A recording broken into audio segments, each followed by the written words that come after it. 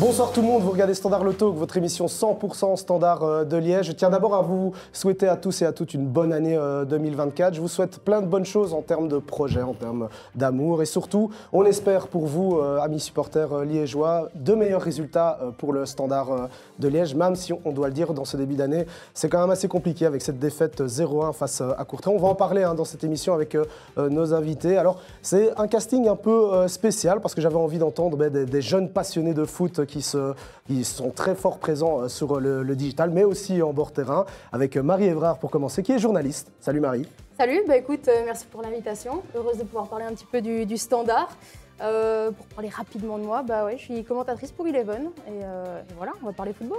Super, c'est vraiment un plaisir de t'avoir aujourd'hui parce que je t'avoue, on n'a pas beaucoup de présence féminine en plateau, surtout de passionnés de football, donc c'est vraiment un vrai plaisir de t'avoir aujourd'hui. Alors tu es accompagné de José Lipouma, qui est tout simplement un passionné de football, qui tient une page Instagram Galactic Club Foot et qui est tout simplement, parle tout le temps de football belge, donc c'est un vrai plaisir de t'avoir. Football belge, de football en général, de passion maillot aussi, ma passion c'est les maillots de football.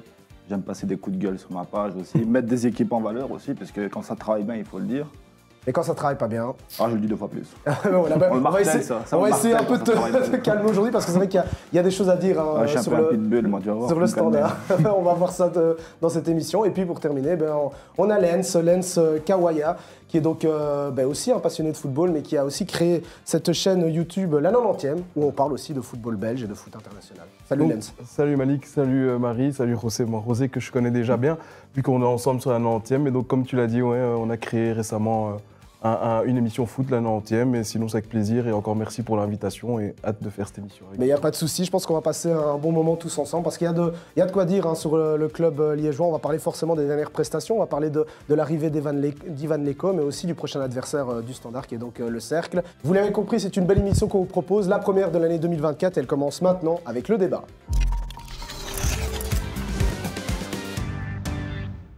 Le débat, donc on va commencer avec cette première question sur l'arrivée d'Ivan Leko. Alors je vous pose à vous trois, mais peut-être que Marie, tu peux commencer avec Ivan Leko peut-il sauver le Standard? Alors avant de te donner la parole, on va juste contextualiser en regardant le classement. Forcément, le Standard est 10e, à quelques points des playoffs, des playdowns.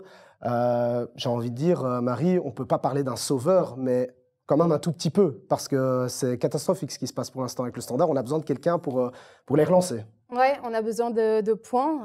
Après, le point d'interrogation, c'est est-ce qu'à chaque fois, c'est l'entraîneur qui est le sauveur? On sait que du côté du Standard, là, en l'espace de 2-3 ans, on a vu passer 4-5 entraîneurs déjà. Maintenant, en termes de personnalité pour Leko, quand on voit le nom de Leko affiché à côté du nom du Standard, on se dit que ça peut être une bonne chose. C'est le genre d'entraîneur qui a une vraie personnalité, qui peut apporter de la grinta à l'équipe, beaucoup de mentalité. Beaucoup de joueurs ont parlé de cette mentalité qu'il avait apportée durant le stage hivernal. Et en plus de ça, il a aussi un style de jeu qui correspond à l'ADN Standard, un style de jeu qui va vers l'avant, un guerrier. Et on a pu le voir durant les matchs amicaux qui ont eu lieu en Espagne, ou même face à Courtrai déjà, même si c'est un petit peu tôt, parce qu'on a vu que 90 minutes en Jupiler Pro League. Donc est-ce que ça peut être le sauveur? Oui. Maintenant, il ne doit pas être tout seul, et c'est aussi aux joueurs à un moment de se réveiller. José, peut-être du même avis que Marie. Est-ce qu'on doit parler de sauveur ou alors tout simplement il faut qu'il soit accompagné, qu'il ait un bon entourage et surtout une équipe qui est compétitive?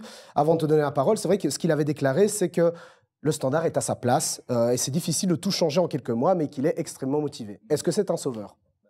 Sauveur, je ne sais pas, parce que la situation elle est quand même bien périlleuse à Liège, parce que ce n'est pas lui sur le terrain. Moi, je pense que les joueurs, ils ont la peur de l'échec. Il y a vraiment quelque chose qui les bloque. Parce que c'est pas possible de planter 3 buts à Dortmund et pas savoir mettre un but à Courtrai, la pire défense et la pire attaque du championnat. Ouais, bon après, contre Dortmund, c'est aussi un match amical. Est-ce qu'on peut vraiment comparer les choses? Je veux bien quand même, mais tu mets 3 buts. T'en mets pas un, t'en mets 3. Ici, ils n'arrivent pas à mettre un seul. C'est quand la dernière fois qu'il a marqué le Standard? Ça fait bien longtemps. Et donc, on doit parler de quoi, Lens? On doit parler de pression. Quand il y a de l'enjeu, ce sont des joueurs qui n'y arrivent pas.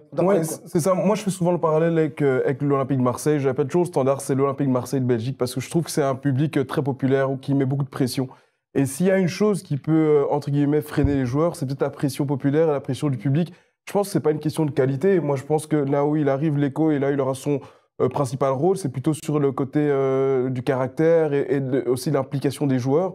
Et moi, c'est pour ça que je pense que c'est la bonne personne, parce que au-delà d'être un gagnant, c'est vrai, il a gagné en Croatie, même s'il s'est fait limoger récemment, mais il a quand même gagné une coupe avec le Hajduk Split, il a gagné une coupe avec Anvers qui n'avait plus rien gagné depuis un certain temps. Chez nous, hein. Il a gagné un trophée de champion de C'est vrai Belgique. qu'il a eu pas mal Donc voilà. de palmarès, il a un bon palmarès. Exactement, mais maintenant il faut aussi remettre dans le contexte, c'est qu'aujourd'hui pour la première fois peut-être il est dans un environnement où il doit jouer il doit entraîner une équipe qui doit se sauver, là où pour les autres équipes, il avait plutôt des équipes qui jouaient le top, peut-être pas directement le titre, mais au moins qui jouaient le top 6. Donc on verra comment il va appréhender la chose, mais moi je pense qu'aujourd'hui sur le marché des entraîneurs libres, c'est peut-être la personne la plus... oui, pour moi c'est un bon choix. Alors, tu parlais de la qualité du noyau.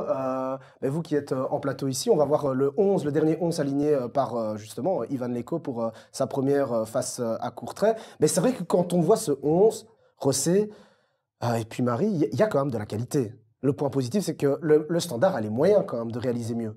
Ouais, il y a du papier, mais on regarde le 11. Ça a été qui le meilleur des 11? Ça a beau le 33, le jeune. Il a qu'un match en soi. Il a 18 ans, mais il a qu'un match, mais ça a été lui le meilleur sur le terrain samedi.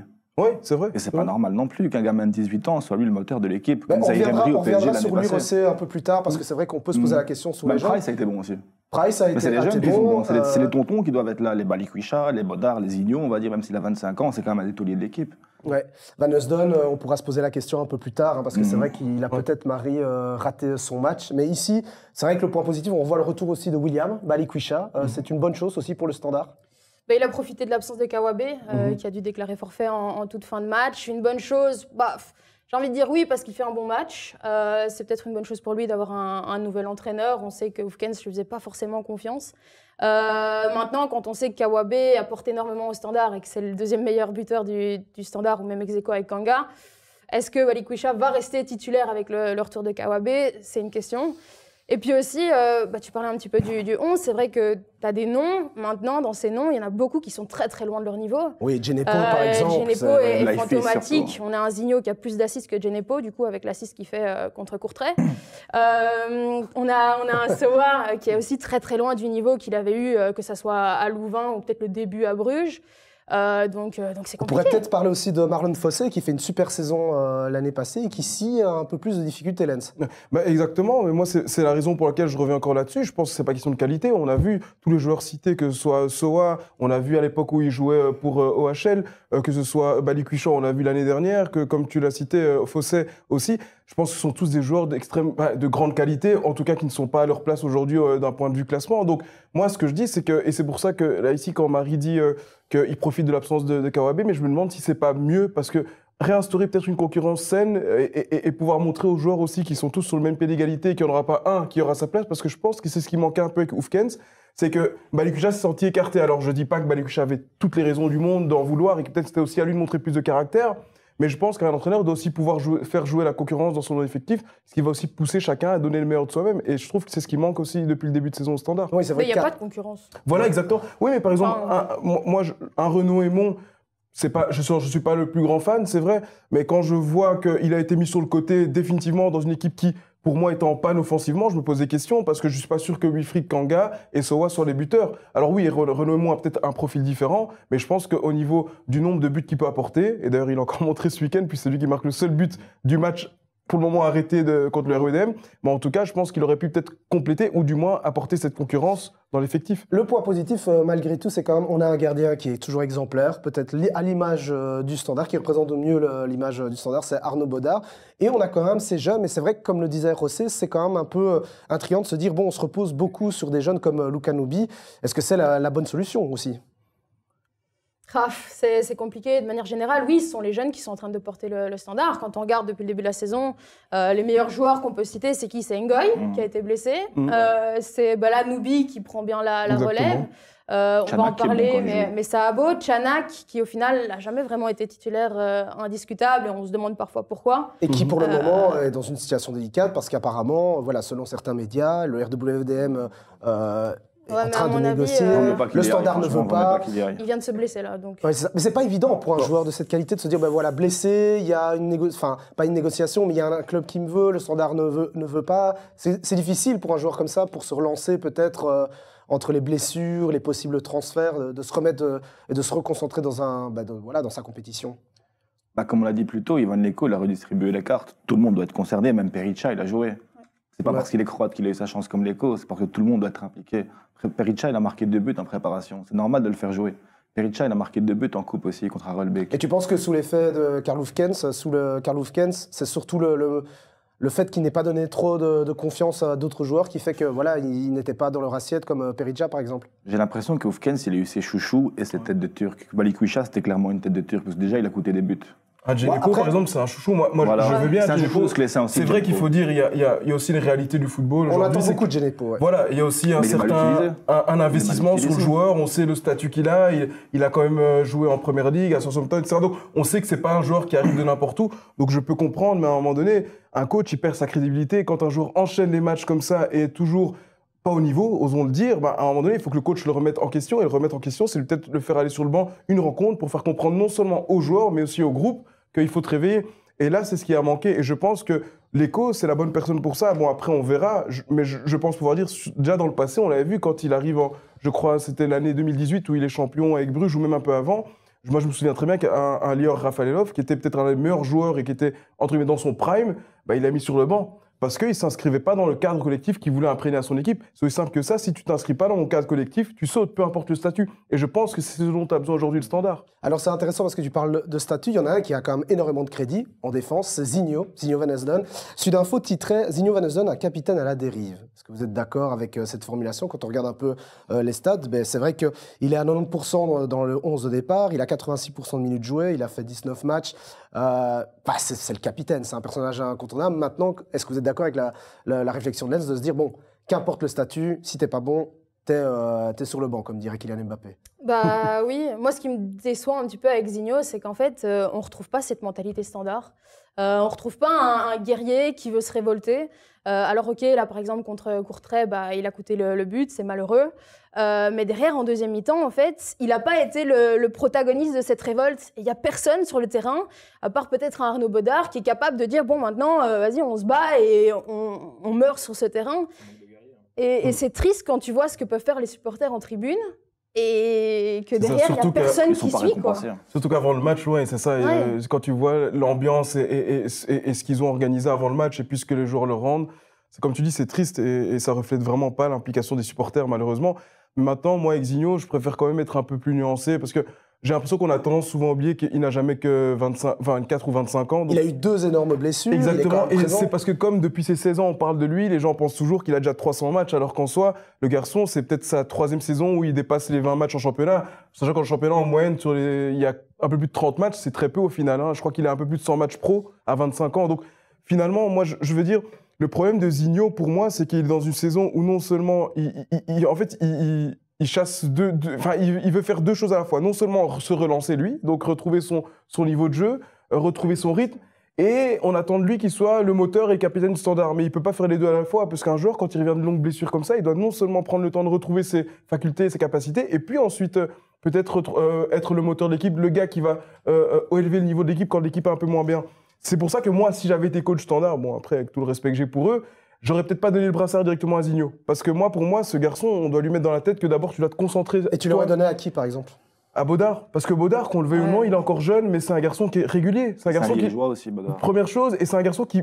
Regardez juste au moment où on l'a mis sur le banc, pas un mot plus haut que l'autre. Toujours, il s'inscrit toujours dans le cadre collectif. Et ça, pour moi, c'est un réel capitaine, c'est ça? Un vrai soldat, ça. C'est un vrai soldat. Mais je crois qu'Arnaud Bodard veut pas le brassard, si je dis pas de bêtises. Il l'avait eu à un moment. Ouais. Et il me semble qu'il était sorti dans la presse en disant que voilà, c'était une pression supplémentaire et qu'il n'en avait pas forcément besoin.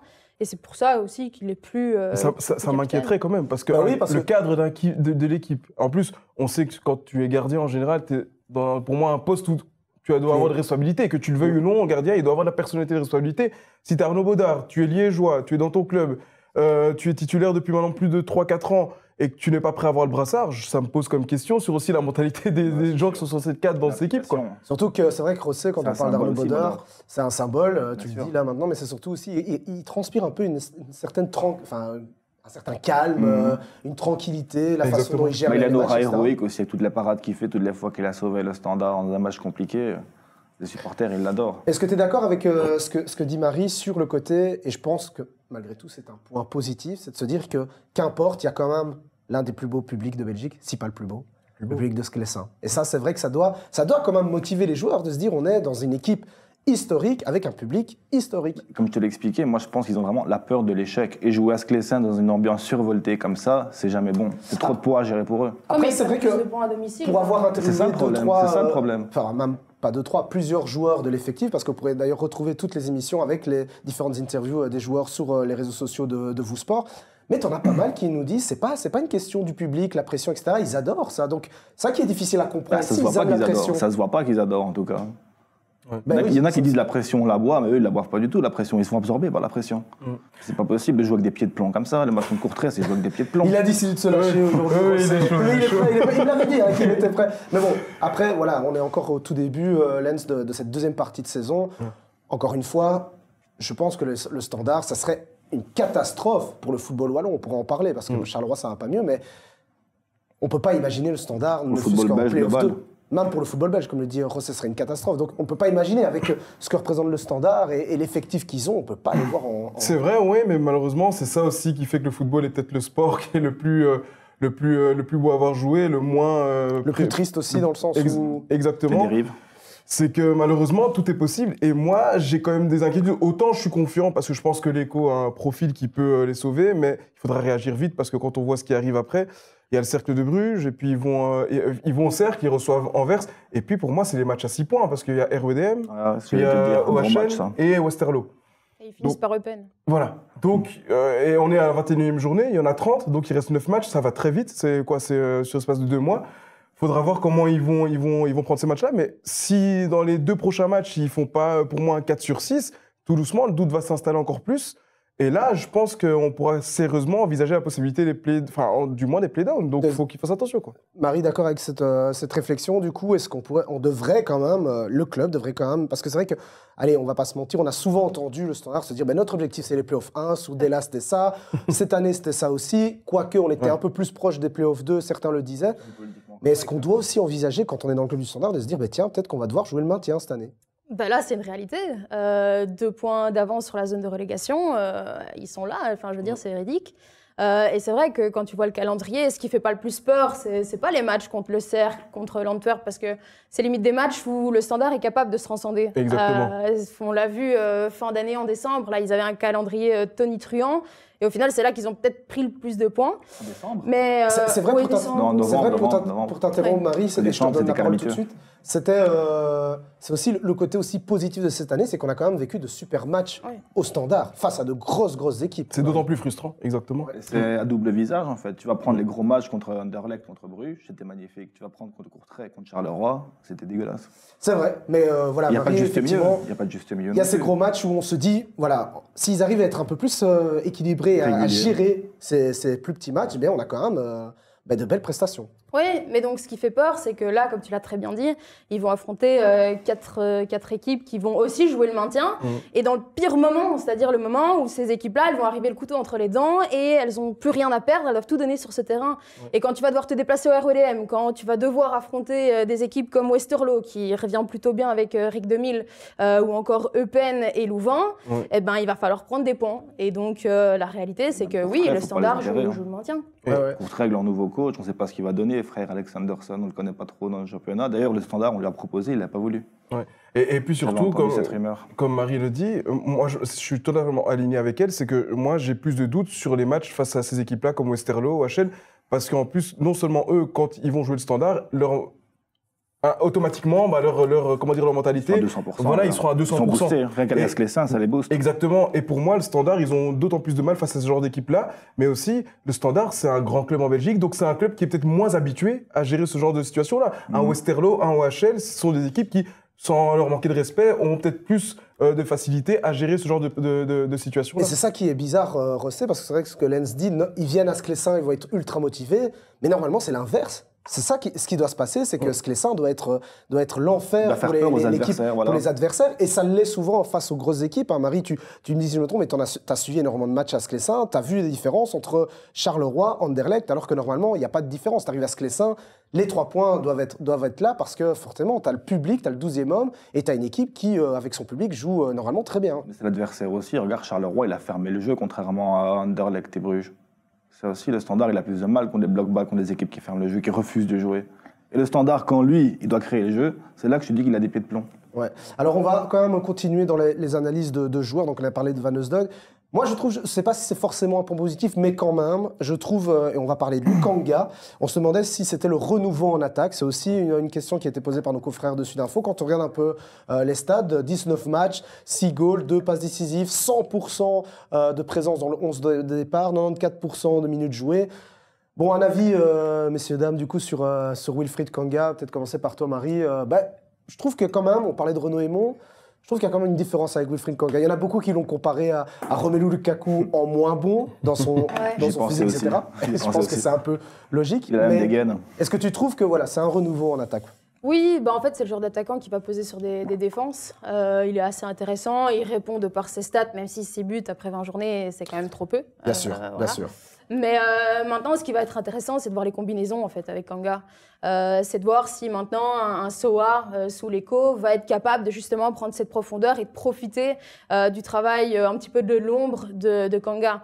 Et si c'est pas Soa, il y a beaucoup de supporters qui parlent d'un Oyo par exemple. Est-ce qu'un Oyo pourrait pas prendre ses minutes de jeu et être ce joueur qui gravite un petit peu autour de Kanga? Ça dépend d'interrogation, mais en termes généraux, je pense que Kanga au Standard, ça reste intéressant. D'accord avec ça? Ouais, entièrement d'accord. Je pense que c'est. Enfin, de toute façon, quand on prend un Wilfried Kanga, je pense qu'on sait à quoi s'en tenir. On n'attend pas de lui qui marque 25 buts. Enfin, si tu regardes ses stats depuis le début de carrière, sa meilleure saison, il a 13 buts. Sinon, c'est un but chaque 4 matchs. J'ai un peu regardé avant l'émission en préparation. Il dépasse pas les 30 buts en 130 matchs. Donc voilà, c'est un but chaque 4 matchs. Ça reste un attaquant honnête, on va dire, mais pas dans les stats. Et là où on l'attend plus, c'est comme elle dit, c'est plus un point de fixation. C'est ce genre d'attaquant qui, je pense, s'épanouit plus dans un système à 4-4-2 avec un joueur qui tourne autour de lui. Et puis, ce que j'aime bien avec lui, c'est que pour autant, on parlait beaucoup de la mentalité Standard. Je pense que lui, il l'a vraiment. Et donc lui, on peut jamais lui reprocher, en tout cas, de ne pas donner tout. Donc moi, j'attends juste qu'il y ait peut-être un attaquant qui court un peu plus dans l'espace et qui, à deux, et s'il trouve sa complémentarité, ça pourrait être très, très intéressant pour le Standard. Et je vous invite à revoir cette interview qu'on avait réalisée aussi pour Vous Sport sur Wilfried Kanga, où forcément, il explique tout son parcours. Il n'est pas dupe, il sait que le Standard, il ne sait pas s'il va rester encore l'année prochaine, mais en tout cas, tu l'as très bien dit, Lens, il va tout donner pour cette équipe. Il est en prêt, effectivement, José. Et donc, lui, il a pour l'instant le maillot du Standard et il va tout donner. Et donc, je te repose la question, José, est-ce que c'est quand même un bon attaquant? On peut quand même mentionner qu'il a mangé Vertonghen le jour où ils ont affronté Anderlecht. Donc, voilà, il y a des petits indices qui c'est une des meilleures recrues estivales quand tu regardes avec Kawabe, parce que c'est pas les buts qui font tout, mais c'est révélateur quand même des stats, de leur implication sur le terrain. Et dis-toi que Kanga, il a raté 2 pénaltys, que les attaquants, ils gonflent leurs stats avec les pénaux, il en a raté 2 sur 3. Tu lui mets les pénaltys, il a 8 buts. L'histoire du Standard est peut-être différente aussi avec ses victoires. C'est vrai que quand tu dis 6 buts en 19 matchs et 8 buts en 19 matchs, je trouve le chiffre différent, le ratio différent. Donc c'est vrai que ça aussi, c'est une donnée à prendre en compte. Donc c'est pour ça que moi je dis, non, franchement, on ne peut pas lui reprocher grand-chose. Hein. Si même 60% de l'équipe avait peut-être la moitié de Wilfried Kanga, je pense qu'il ne serait pas à cette position-là. Donc moi je pense que c'est ça. D'ailleurs, si on parlait tantôt de capitaine, si Baudard ne le veut pas, pourquoi pas le donner à lui? Parce qu'au final, lui, il est toujours là, il ne rate aucun match et il est toujours à 100% impliqué. Et il est reprochable. Très positif alors dans qu'il est sa en prêt. mentalité. Alors qu'il est en prêt quand la moitié de l'équipe, Van Heusden aussi, c'est un prêt. Ouais, on y des reviendra aussi, recrues, il n'y a que Kawabe acheté pour 2,5 millions. Et je l'ai noté ici. Mais bref, tout ça, ce qu'on peut dire, c'est que c'est vrai que Djenepo, ça aussi on pourra Djenepo, 3 millions effectivement. et demi. Mais c'est vrai qu'on pourrait aussi se poser la question du côté comment peut-on construire une équipe dans la durée avec beaucoup de prêts. Mais bon, ça sera un autre débat. On continue dans cette émission Standard. L'économie. Comment? L'économie et la comptabilité, ça. Parce que 777 n'a pas beaucoup de ressources financières. Ben écoute, on reviendra sur ce débat. Tu reviendras dans l'émission pour parler de ça. Plaisir. Parce qu'on doit avancer dans l'émission Standard le Talk, la première de cette édition 2024, avec Lens, avec José, avec Marie. Donc un casting plutôt sympa, de passionnés de football, mais en même temps c'est normal. Hein, on parle forcément d'un beau sport, donc c'est normal d'avoir un peu l'avis de tout le monde et pas que des journalistes ou des anciens joueurs. Donc encore merci à vous d'être présents sur le plateau. Et on enchaîne avec Parole de supporters. Parole de supporters, vous commencez à avoir l'habitude. Ce sont des petits reportages où on part au stade de Sclessin interviewer énormément de supporters. On vous pose quelques questions. En tout cas, notre journaliste Lucas Caffarilli vous pose des questions. Et voici vos réponses. Moi, j'aimerais bien surtout de revoir des matchs de Coupe d'Europe. C'est vraiment passionnant de venir quand c'est un match de Coupe d'Europe. Contre Bruges, on était à 2 doigts d'être champion et on a raté de peu d'être champion en 2018, je pense. Et je pense que tous les matchs sont bons, leurs points positifs et négatifs. Et à ce niveau-là, je pense que tous les matchs sont bons à revivre, que ce soit en replay ou le revivre physiquement, ça peut être magnifique. Je pense que je regarderai Standard contre la Z où Bolat il marque le but. Parce que je ne l'ai pas vu de mes yeux, mais j'aurais bien aimé. Celui contre Bruges, lors de la main de Vormer, où Vossen marque juste après. Du coup, leur jouer pour pouvoir être champion. Quoi. Mais le but de Sinan Bolat dans les dernières minutes. Arsenal, c'était pas mal. On avait gagné après 10 minutes, je pense qu'il est 2-0. Le but de Jovanovic et tout ça, c'était vraiment top. Barcelone-Standard, la finale de la Coupe d'Europe, où là on a été volé.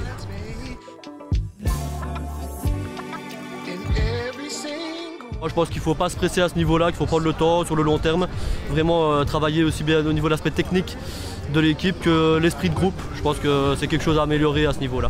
Ça serait bien le plus tôt possible, mais on va dire moyen terme, pour que dans 3, 4, 5 ans, on vienne en Europe et pourquoi pas en Ligue des Champions même, si c'est possible. Moyen terme parce qu'on est quand même en reconstruction, donc si on n'est pas cette année, je pense que l'année prochaine on y sera. Ça serait bien déjà cette année, mais je ne sais pas si ça va être possible, au moins minimum la saison prochaine, je pense. Mais cette année, ça serait bien aussi. Ça serait bien à moyen terme parce que ça fait quand même déjà 2-3 ans maintenant qu'on espère. Quoi. Moi, je dirais que de toute façon, dans le foot, c'est beaucoup maintenant l'argent et tout ça, donc c'est difficile à répondre à cette question-là. Tout dépend des ambitions du club, en fait. Ça doit être un objectif chaque année, je pense. On est un des meilleurs clubs en Belgique, même si c'est compliqué les dernières années.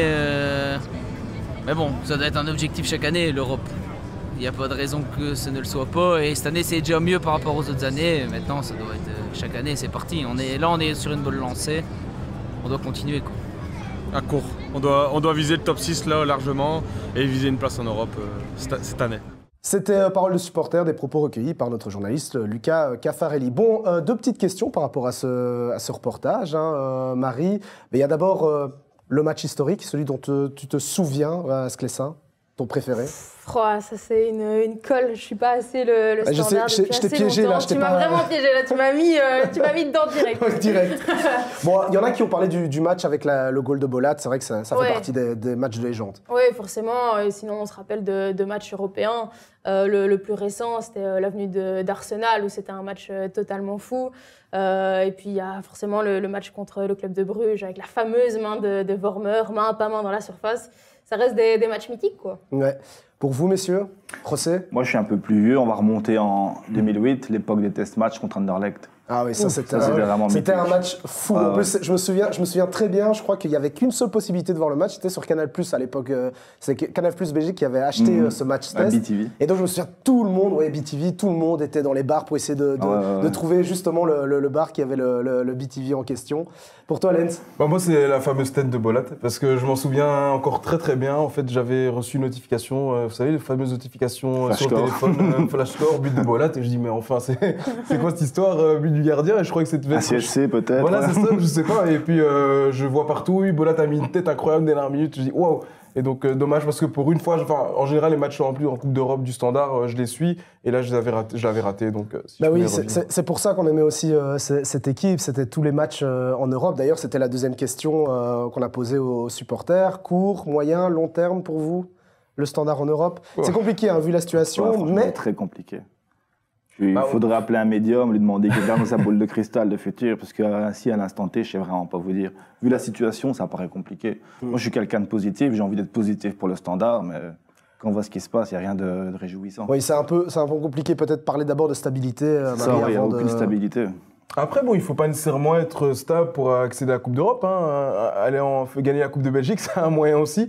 Pourquoi pas, en soi, il n'y a rien qui le empêche, puis ça reste un grand club, donc je pense qu'aussi par rapport aux autres petits clubs, ils passeront par moins d'étapes pour peut-être retrouver leur lustre d'antan, donc Pour moi, je dirais plutôt à moyen terme, long terme, ça reste le Standard. Je pense que, sachant qu'on fait des playoffs avec 6 équipes maintenant, c'est quand même le Standard. Je pense d'ici 2-3 années, ils devraient être largement capables de pouvoir finir dans les 6 premiers et envisager une Coupe d'Europe, quoi. C'est vrai, c'est la question, Marie, de se dire un Standard qui redevient un peu plus stable. En même temps, quand on parle de Standard, ça n'a jamais été stable. Mais c'est ça qui fait aussi le charme de ce club. Mais bon, priorité peut-être à la stabilité avant peut-être dans un an ou deux. Ouais, mais c'est compliqué de se projeter avec cette équipe parce que vous l'avez très bien dit, il y a beaucoup de joueurs qui sont en prêt, on connaît les finances du Standard.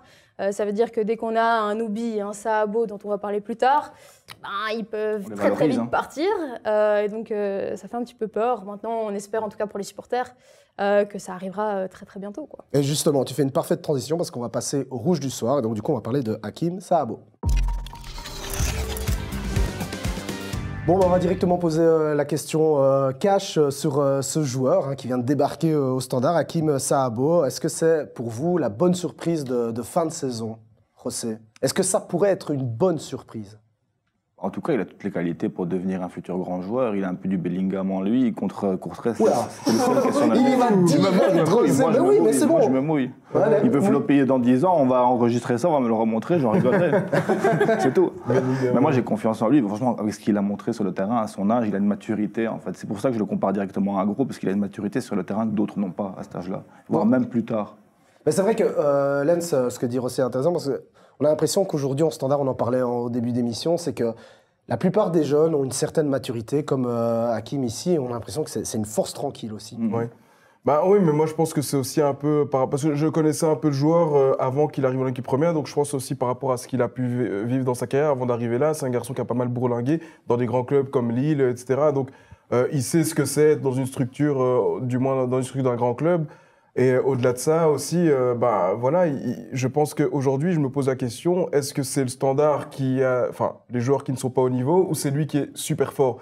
Donc, il faudra voir aussi comment il va réagir. C'est entre les deux, je pense. Voilà, on sait qu'à 18 ans, il y a aussi une pression qui va arriver sur lui, parce que là, moi, ça me fait un peu peur quand on parle de lui comme le sauveur du Standard. À 18 ans, après un match, je pense qu'il faut aller quand même doucement, on va un peu vite en besogne. Après, oui, il a des qualités. Comme tout jeune joueur, mais bon, on en a vu tellement des jeunes joueurs avec des qualités, donc moi je préfère plutôt le protéger et dire que voilà, actuellement il doit juste prendre du plaisir, mais ça ne doit pas être de lui que doit venir la lumière. En tout cas, ça ne doit pas être lui le sauveur du Standard, ça c'est sûr. Ouais. Pour ça, Marie, c'est vrai que c'est aussi un côté positif, c'est que le Standard a toujours bien protégé ses jeunes joueurs quand il s'agissait de les mettre en avant, quand ils faisaient des bonnes prestations. Ils étaient toujours là pour bien les cadrer, les protéger, ne fût-ce que par rapport à la presse, etc. Donc ça, je pense qu'au niveau de tout ça, Olivier Smet fait un très beau travail, quoi. Oui, et puis pour revenir un petit peu sur Saabo, sa première à se classer un contre Courtrai était vraiment intéressante. Je pense que c'est le meilleur joueur du match. Oui. Il n'a pas peur de faire des choses, lui, contrairement à d'autres. Oui, c'est ça. En fait, il ne s'est pas du tout caché. Et surtout, il a apporté énormément de verticalité pour aller chercher justement ce fameux point d'appui qui était Kanga. Et j'ai trouvé ça très intéressant. Maintenant, de là à le surnommer le sauveur, ça allait un petit peu vite, je pense. Surtout qu'Alzate s'apprête à revenir. Donc, est-ce que Saabo va rester titulaire dans le 11 de l'Eco? C'est aussi une question qu'on peut se poser. Mais effectivement, peut-être relancer un peu de concurrence, comme vous en parliez au début d'émission, quoi. Oui, ça peut être que positif, la concurrence. Tout le monde a besoin de se sentir impliqué. Et puis, il apporte peut-être autre chose, cette fougue un peu qui manque, et cet enthousiasme, mais il apporte une inconscience due à sa jeunesse et ses premiers matchs. Donc voilà, c'est pour ça que moi je dis qu'il ne faut pas le cramer, parce que jeune joueur, quand il commence, il y a cette fougue, cette inconscience, et donc il est un peu imperméable aux critiques. Mais une fois que les critiques s'abattront, parce qu'on attendra de lui, parce qu'il aura enchaîné 3-4 très bons matchs, et puis qu'on dira finalement, est-ce qu'il est pas un peu surcoté, ou finalement, c'est plus le même. C'est là où on verra comment il réagira. Et donc, moi, j'aurais tendance plutôt à le protéger, mais comme tu l'as dit, il est bien entouré, et j'espère qu'il le restera, et qu'on ne lui mettra pas trop de responsabilités sur les épaules. Mais c'est sûr que on va pas cracher sur ce qu'il peut apporter, alors que le club est dans cette situation actuellement. Non, c'est clair. Et puis, Rossé, c'est la question que je me pose aussi par rapport à ces jeunes talents, parce qu'on parle de lui, on parle de Nathan, on parle de Lucas. Selon vous, comment on peut faire pour garder ces joueurs? Parce qu'aussi, il y a un phénomène dans ce football actuel, c'est qu'on a l'impression qu'il y a... il n'y a plus vraiment de clubmen, en fait. Il n'y a plus vraiment de gars qui se disent « je vais construire ma carrière pendant plusieurs années ». Peut-être que je me trompe, peut-être me sortir un exemple là maintenant, mais j'ai l'impression que j'ai le sentiment que peut-être une très bonne saison, puis ça part directement dans un club un peu meilleur. On a l'exemple d'Openda, on a l'exemple d'Engongue ici qui va peut-être partir à Naples après de belles prestations dans différents clubs. Mais est-ce que c'est encore possible aujourd'hui que le Standard puisse garder pendant une durée plutôt moyenne ces joueurs? En Pro League, non, parce que les joueurs, s'ils restent trop longtemps en Pro League, ils vont stagner. Ils vont perdre le niveau qu'on leur espérait. Ouais, peut-être. Moi, je pense pas que ça rester au Standard 3-4 ans, c'est intéressant pour un Après, joueur. il y a des exemples qui ans, montrent que, voilà, quand on parle de Tielemans, Witsel à l'époque, c'est quand même des gars qui sont restés pas mal de temps, non? Et qui finalement. Voilà, qui jouent les Coupes d'Europe, au plus grand club belge, c'est ça aussi. Ici, c'est pas le Standard d'avant, de son lustre d'antan qui était c'est clair, on n'est pas dans dominant. le Standard. Mais même, Voilà, c'est pas pas une le grand question standard. de stagner. Quand on voit Siquet, au final, il est revenu en Belgique alors qu'il est parti très tôt. Je pense juste que les finances d'un Standard ne leur permettent pas de garder des jeunes joueurs à l'heure actuelle. Et dès qu'il va y avoir une bonne offre qui va être mise sur la table, parce que les jeunes intéressent, pour un Ngoy, pour un Noubi, pour un Sahabo, le problème, c'est que le Standard va vite céder. Exactement. C'est la mentalité 7-7-7 aussi qui est là pour faire du business. Ouais, mais je pense que c'est il pas faut une paire de coups avec les jeunes. Mais je pense que c'est pas seulement lié à 7-7-7. Aujourd'hui, on est dans une réalité, dans un marché où, malheureusement, que ce soit la famille ou le club, quand un club arrive avec de tels moyens, ça ne boxe pas dans la même catégorie. Donc, ça reste, c'est comme une fatalité. Comment est-ce que on peut prendre le cas du jeune Fofana? Il a quoi, 25 matchs avec Gand, il est parti très vite à Lyon. Si je ne me trompe pas, c'est 17 millions plus 5 de bonus. Voilà. Donc, on est aussi dans Quel club peut dire non alors que le Gand, c'est pas le club le moins riche, c'est plutôt un club qui est surtout bien géré, qui a un nouveau stade, qui a un stade récent du moins. Et qui joue l'Europe. Et pourtant, ils ont dû le vendre. Donc voilà, c'est ça la réalité du football belge. Et c'est pas seulement chez nous, en France aussi, ils se font piller, à part le PSG, ils se font tous piller. Donc c'est comme ça, malheureusement. C'est le championnat aussi qui est comme ça. C'est un championnat tremplin pour les autres championnats qui viennent se fournir chez nous, comme les Pays-Bas, comme au Portugal. Et aussi, ça fait tu l'as dit, Lens, c'est des entrées aussi dans les clubs. Donc il y a plus d'argent, donc plus peut-être de moyens pour développer le club. On a peut-être l'exemple du club de Bruges qui fait des transferts faramineux pour le championnat belge et qui peut-être réinvestit bien. Donc, mais c'est compliqué parce qu'on a l'impression quand même que ce sont des jeunes qui mériteraient, parce que tu parlais, Marie, d'Hugo Siquet. Moi, je le sais de source sûre, j'ai mes contacts. Je vais faire le petit clin d'œil à Montréal, Florian. Je voulais la placer. Je l'ai placée aujourd'hui. Non, mais ce que je veux dire, c'est que Hugo Siquet, il ne voulait pas partir du Standard. Il avait même envie de continuer pendant 1 an, 2 ans, 3 ans au Standard pour se développer. Mais c'est là où l'entourage joue un rôle clé. Aujourd'hui, moi, je pense qu'un joueur un joueur qui est plutôt équilibré, il sait très bien qu'en allant à l'étranger, il prend un risque. Alors qu'aujourd'hui, par exemple, un Siquet, comme tu en parlais, il savait très bien qu'au Standard, il avait sa place. Alors oui, c'est pas dire qu'il avait sa place garantie, même s'il était nul, qu'il continuera à jouer, mais au moins il était dans son environnement et il savait qu'il allait pouvoir évoluer. Mais après, voilà, il y a les réalités qui font qu'il y a aussi la famille qui doit s'y retrouver, il y a l'agent, il y a les pressions, et puis au final, quand on te dit oui, tu peux aller en Bundesliga, on te dit aussi ce qu'on va te dire. La première chose, c'est oui, mais on est en Bundesliga, c'est une vitrine, tu peux trouver les Diables Rouges, ta valeur augmente. Donc il y a tellement de facteurs que c'est pas seulement le sportif qui prime dans ces moments-là. Et donc voilà, moi, je peux pas en fait tirer sur un joueur qui part trop tôt. Par contre, je tire sur l'entourage qui ne le conseille pas dans ce sens-là. Mais le joueur, on peut pas lui en vouloir. Pourtant, son entourage, son parrain, c'est un ancien joueur de foot bien connu, Thierry. Je pense que si lui, il connaît pas le milieu, personne ne le connaît. Non, mais je pense qu'effectivement, ce que dit Len, c'est globalement, dans la plupart de ces jeunes joueurs. Dans le cas d'Hugo Siquet, je pense, Marie peut-être en parler aussi, c'est différent parce qu'il y avait besoin pour le Standard de finances, d'argent pour rentrer. Donc voilà, ça faisait malheureusement partie du deal de vendre Hugo Siquet. Le projet Fribourg, en soi, c'est pas le pire projet de Bundesliga. C'est un club qui grandit d'année en année, qui est européen. C'est pour ça que je trouvais ça très cohérent. Quand tu joues au Standard, sur papier, c'est pas bête. Aller à Fribourg, c'est pas bête du tout. Donc moi, par exemple, c'est un transfert que je peux valider, clairement, parce que il part pas à Dortmund comme le petit Duranville ou juste comme ça. Moi, je trouve que c'est beaucoup trop tôt. Fofana, même à Lyon, on en pourra en parler, mais c'est trop tôt. Donc voilà, moi, si je devais maintenant conseiller le petit Sahabo, c'est clairement prends ton temps, amuse-toi, parce que tu es encore là, tu dois t'amuser, et ta fougue et ton inconscience doivent servir, mais surtout ne te mets pas trop de pression, c'est inutile. D'accord avec ça, Marie, plutôt se dire, ben voilà, amuse-toi, et dans 1 an, on verra, ou alors se dire, bon, écoute, essaie de réfléchir, refais tes armes encore quelques années, et tu verras bien, il y aura d'office peut-être une opportunité à un moment donné. Ouais, non, clairement, il a 18 ans, qu'il fasse ses armes, qu'il prenne du temps de jeu, qu'il trouve de la régularité, parce que c'est pas parce qu'on a fait 5 bons matchs que ça y est, on doit se voir dans les 5 grands championnats.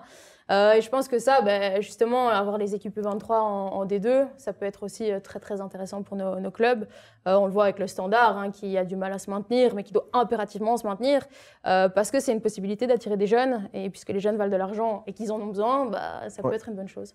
Bon, on verra pour la suite, on verra ce que vaut ce petit Hakim avec plusieurs matchs, parce que c'est vrai que dans la presse, on a toujours tendance à un peu s'emballer, mais bon, il faut être positif aussi dans un moment comme ça où le Standard a besoin de très bons joueurs. Allez, justement, on va analyser le prochain adversaire du Standard, c'est le Cercle de Bruges. Le Cercle de Bruges qui affronte donc le Standard. Avant de parler donc du Cercle, on va faire un point sur le classement. Le Cercle est 7e, 32 points, 26 buts marqués, 23 buts encaissés. Un petit avis sur cette équipe. On va peut-être regarder d'ailleurs le dernier 11 aligné par l'entraîneur du Cercle, justement. Un petit avis sur cette équipe. C'est pas une équipe facile, hein, le Cercle. C'est d'ailleurs même, l'équipe réalise une belle année pour le moment, Lens. Exactement, ouais, non, c'est une équipe assez sérieuse. Alors oui, face aux gros, ils ont plutôt du mal, parce que j'ai un peu regardé, face aux grandes équipes, je ne parle pas de classement ici, mais Anderlecht, Bruges, Genk, ils n'ont pas encore pris de points, si je ne me trompe pas, ou du moins très peu. Donc voilà, ils ont leurs limites, mais sinon, face au reste du championnat, c'est une très bonne équipe et une très belle surprise. Et puis, qui a le meilleur buteur du championnat avec Kevin Denki, qui est à 16 buts aujourd'hui. Donc voilà, moi, j'ai lu récemment, est-ce que c'est l'équipe piège pour le Standard? Enfin, ça me semble fou qu'on appelle ça une équipe piège, parce que si aujourd'hui le Standard, dans la position dans laquelle ils sont,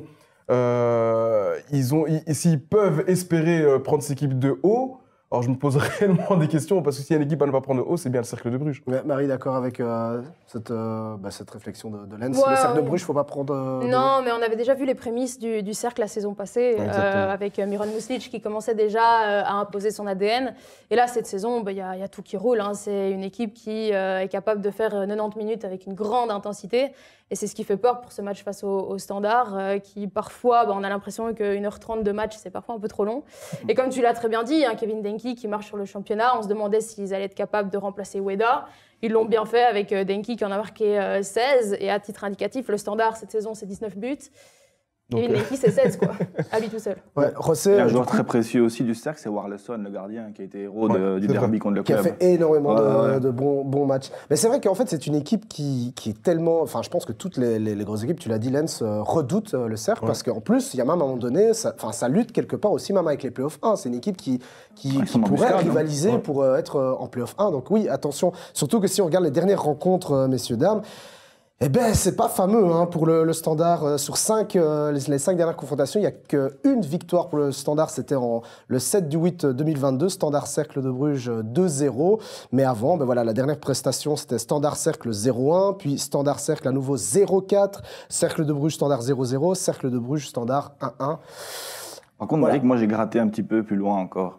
Tu sais, c'est quand la dernière victoire du Cercle à Bruges contre le Standard? Et c'est là qu'à ce moment-là, dans ce en championnat. Vas-y, dis-moi. Le 26 décembre 2010. Ah ben voilà. C'est la dernière victoire du Standard du Cercle à Bruges contre le Standard. Ok, du Cercle. Ah oui, du Cercle. Au Stadium Bredel Stadium. Ah oui, donc. Parce que récemment, ils ont gagné 0-4 aussi à Liège. C'est vrai, ouais, ouais, c'est justement, on le voyait dans les 5 dernières confrontations. Bon, c'est quand même peut-être aussi un point positif, c'est que ça fait quand même un petit temps. Ouais. Bon, après. C'est une équipe qui réussit bien au Standard. À la place du Standard, imaginons, vous êtes le coach d'un soir, Rossé, Ivan Leko, vous faites quoi en allant au Cercle? Déjà, je change ma compo. Je passe à 4 derrière, je mets Djenepo à son vrai poste, ailier, utiliser les joueurs à leur performance maximum. Je pense que ça va déjà aider le Standard à grandir et à trouver ses points de repère. Victoire, match nul déjà pas perdre, ça va être bien. Déjà prendre un point contre ce cercle-là, c'est un bon résultat, on va dire. Vu la situation actuelle, c'est un bon résultat. Marie, d'accord en temps normal, il faudrait gagner, mais... Bon. De toute façon, on ne va pas cracher sur le moindre point là, du côté du Standard. Donc oui, prendre un point, c'est évidemment une bonne chose. Maintenant, moi, je suis Ivan Leko. J'ai un peu peur de cette équipe, forcément, quand on voit que Van Heusden ou encore Leifis ont mal résisté au petit pressing de Courtrai. On a vu 2-3 bourdes dans les 20 premières minutes de Leifis, la bourde de Van Heusden. Quand on connaît le pressing du Cercle de Bruges, ça fait parfois un peu peur, quoi. Ah, bien sûr. C'est vrai que ça n'incite pas à l'optimisme, c'est vrai. Il faut être quand même réaliste, mais bon, après, moi je dis toujours, c'est comme le Standard. Depuis que je suis né, j'ai 32 ans, je ne pourrais jamais dire que le Standard doit aller jouer le match nul au Cercle, malgré tout le respect que j'ai pour le Cercle. Donc pour moi, si je suis Ivan Leko, il n'y a plus rien à perdre, parce que faire 1/6, ce n'est pas suffisant. Il faut aller prendre des points maintenant, parce que la semaine prochaine, ils reçoivent Anvers. Et après, comme on l'a dit, il y a les matchs à 6 points, entre guillemets. Donc pour moi, oui, il doit aller jouer la victoire. Il ne faut plus calculer. Aujourd'hui, il faut gagner. Tous les matchs sont des finales. Tu peux jouer la victoire et partir avec 0 points au lieu d'un. C'est vrai, mais moi, je suis plus qu'il reste 9 matchs aujourd'hui. Je pense qu'il ne faut plus faire de calcul. Tous les matchs, il faut les jouer comme des finales. Surtout que je pense que ce qu'attendent les supporters, et on le sait parce qu'on les entend quasi tout le temps dans son Arle Talk, c'est je pense qu'ils veulent une équipe qui se bat en fait. Voilà. Ce qu'ils détestent, c'est de voir simplement un mauvais match. Marie, tu l'as vu récemment, un mauvais match et en plus l'équipe ne fait rien. Donc Je pense qu'ils attendent juste de voir des guerriers sur le terrain. Ah oui, c'est un club populaire, donc ils veulent que les joueurs meurent sur ce terrain, mouillent le maillot. Et je pense que même avec une défaite, si les joueurs ont tout donné, il y aura le public qui sera derrière l'équipe. Donc oui, il faut tout donner, il n'y a pas de calcul à faire. Quand tu vois des équipes comme Malines qui gagnent contre la Gantoise, que Louvain a pris des points contre Anderlecht, c'était concurrent direct à l'heure actuelle. Donc il faut prendre des points et il faut y aller pour la victoire, ça c'est sûr. Bon allez, je le demande toujours pour la fin de l'émission, un petit prono. Allez, comme ça, on pourra ressortir justement, on ressortira dans 10 ans ce qu'a dit Rosset, en disant, voilà, le jeune Hakim, c'est le prochain Bellingham. Hein. Quand il va percer, vous allez voir, quand ça sera une star, on va dire que c'est moi le premier qui l'ai dit. Voilà, c'est ce que je voulais entendre, Bon, allez, du coup, Rosset, je te lance direct sur le prono. 1-1. Qui marque au standard? Franchement, ça, je dirais Kanga, allez, un buteur. Espérons un penalty qui réussisse enfin un péno. Un deuxième péno. Lens? Allez, on va aller pour 1-2. Bon, donc petite... c'est bien, il y a du positif là pour l'instant. Ouais, non, moi je pense qu'il prendra sa première victoire ce week-end. En tout cas, je l'espère pour lui, parce que j'aime bien ce coach-là et je veux pas voir le standard lutter pour ne pas tomber, parce que ce serait une mauvaise publicité pour notre championnat, et je pense que ce serait un point négatif de voir le standard en Challenger Pro League. Donc je ne peux pas imaginer, donc il faut qu'il gagne. Il descendra pas le standard. J'espère, mais attention, moi je dis attention. Ouais, il y a trop de clubs qui sont concernés. C'est que là, ici, aujourd'hui, on ne peut pas s'empêcher d'être inquiet pour globalement le football wallon, entre le Sporting qui n'y arrive pas et le Standard qui, malgré tout, ne doit pas prendre à la légère ce qui se passe, parce qu'on l'a dit, il y a des gros matchs. Et on n'en a pas parlé aujourd'hui. C'est vrai que la Jupiler Pro League, moi, je trouve que maintenant, il n'y a plus de petits matchs. Donc, il faut y aller tout le temps. Et c'est partout comme ça. On peut regarder même hors de nos frontières. Quand on voit qui pensait que Bordeaux serait en Ligue 2 à un moment donné. Saint-Etienne aussi. Nantes est descendu, Saint-Etienne. Et c'est nos clubs historiques, un peu aussi très populaires comme le Standard. Donc, moi, je dis, il faut faire attention. Faut pas négliger. Et c'est pour ça que je dis que ces 9 matchs-là, il faut jouer comme des finales. Et en plus, tu parlais de ces clubs-là, il y a aussi le Séville FC. Exactement. En Espagne, où tout le monde se demande qu'est-ce qui se passe. Séville qui est géré par qui 7-7-7, encore une fois. Alors là, c'est un autre débat. Mais effectivement, on pourra se poser la question la prochaine fois que vous viendrez, d'ailleurs, avec grand plaisir. On pourra parler de ça aussi, parce que c'est vrai que c'est un gros sujet. 7-7-7, se demander, après X mois, quelle est la vraie stratégie. Bon, on n'est pas dans les papiers, on ne sait pas ce qui se passe, mais on a le droit de se poser les questions. Marie, petit prono. Ah, je croyais que j'allais pouvoir... Ah non, je t'ai pas oublié. Non, j'espère me tromper de tout cœur, mais je donnerai une victoire du Cercle, 2-1. T'as décidé de plomber directement. Non, c'est bon, ils ont été assez positifs, je me suis dit, je peux aller dans l'autre sens. Moi, j'étais réaliste avec le nul, c'est vraiment réaliste, parce qu'il y a Warleson qui est un des meilleurs gardiens, Denkil Torodor, bon attaquant, bon gardien, ça va être dur. Le plus réaliste, c'est celui qui prend le moins de risques. Hein, but des deux équipes. Je crois que c'est encore moins de complications. À voir. On verra ce qui se passera alors du coup ce week-end, mais on espère effectivement un résultat positif. Bon, c'est déjà la fin de cette émission. Merci à vous en tout cas d'être venus aujourd'hui. Je vous avoue que ça me fait vraiment plaisir, parce que c'est vrai que depuis pas mal de temps qu'on réalise cette émission, moi j'avais envie aussi d'entendre un peu des gens qui travaillent sur le terrain, en dehors du terrain, qui sont passionnés de football, et je pense que vous êtes parmi ceux qui représentent le mieux ce genre de personnes. Donc merci d'être venu aujourd'hui, parce que parler d'un seul club, c'est toujours pas évident. Donc merci beaucoup Marie, Rosset et Hélène d'être venus. Et j'espère que vous avez passé un bon moment, même si on n'a fait que d'être réaliste, tout simplement, un peu négatif, mais réaliste. Oui, comme tu dis, on a essayé d'être le plus réaliste possible. Et merci à toi, c'était un réel plaisir. Et quand tu veux... je reviens. On prendra un rendez-vous. C'est vrai qu'on a encore un peu de temps, donc j'en profite, parce que c'est vrai que c'est toujours sympa d'avoir des gens comme vous. Je me lâche le petit instant en promo. Où est-ce qu'on peut vous retrouver pour ceux qui aiment vous écouter, qui aimeraient vous écouter un peu plus, vos analyses? Je commence peut-être par toi, Marie. Le compte, le compte Twitter, Insta. Marie LBI, TikTok, Insta, Twitch, un peu partout. Et aussi ma Pro League. On est très présent sur Twitter et Facebook pour tout ce qui est actualité du football belge, justement. Donc ma Pro League, ça ferait plaisir. Donc prenez rendez-vous, allez sur les différents sites et les différentes plateformes pour retrouver Marie. Rosset, je l'avais dit, le compte Instagram, Galactic Club Football Club, GCF. pardon. Ouais, vas-y, répète-le, parce que j'ai mal dit la GCF, Galactic Club Football. Où on peut te retrouver sur Instagram principalement. Où on peut te retrouver dans les analyses, etc. Et de temps en temps aussi, qui intervient sur la chaîne YouTube de Lens, donc la 90e. Oui, donc on est la 90e, comme tu as dit, sur Instagram. Surtout, on fait des émissions foot en podcast, donc Spotify, on peut retrouver là-dessus notamment. Et on a aussi, on publie aussi sur YouTube, comme tu dis, donc voilà, n'hésitez pas à aller dessus et surtout j'espère que vous apprécierez nos émissions. Ben voilà, moi en tout cas pour en avoir vu quelques-unes, notamment celle avec Rossé et pour avoir aussi suivi Marie, je pense que vous ne regretterez pas d'aller voir ces différents comptes parce que franchement, ça vaut la peine d'aller voir ces différents avis et ces différents commentaires sur le football belge. Merci à vous et je vous dis aussi bonne année 2024, le meilleur. C'est vrai, meilleur vœu, c'est vrai. Et merci à vous de nous avoir suivis dans Standard Le Talk, la première de l'année 2024, la 14e depuis le début de la saison. Et si vous voulez revoir toutes les autres émissions, c'est très simple, vous allez sur les réseaux sociaux de Vous Sport et si vous voulez nous laisser un avis ou tout simplement faire un commentaire aux vidéos, vous avez l'adresse rsl@letalk.be et je vous dis à la semaine prochaine avec cette fois-ci une interview et c'est Mathieu Epolo qui s'est pris au jeu de Standard Le Talk. À très vite, ciao ciao.